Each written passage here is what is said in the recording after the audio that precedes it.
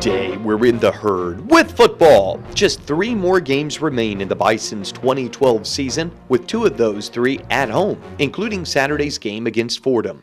And for starting senior guard Troy Steinhilber, that means 3 games left in his entire career, right when he and his offensive teammates just started to get things turned around. It's bittersweet. You kind of see it all coming together now, but that's what a new offensive line is going to do. It's going to come together after a few games, and we're just starting to hit our stride. We had over 500 yards of offense last week, and that's the most since like 2008 or something like that. So, it's really starting to pay off, and you see the young guys developing too.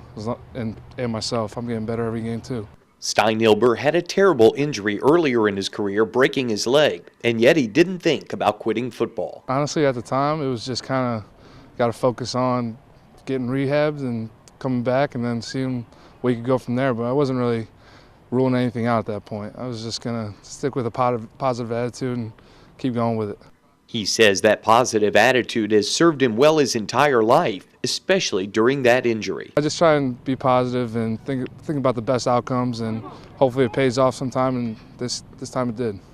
Troy's head coach, Joe Susan, a former offensive lineman himself at Delaware, has always had tremendous admiration for Steinhilber. A lot of people that had the injury that Troy had would not play football again. I give him a lot of credit, and he's really done a good job. Smart kid. He's actually going to wind up being some type of doctor. I think he wants to be a dentist, but he's going to be a great one. He's very intelligent, very football smart, and he's done a great job so far this year. He's still impacted by that injury if you watch him run, but has not complained, and I give him a lot of credit for his persistence and his resilience.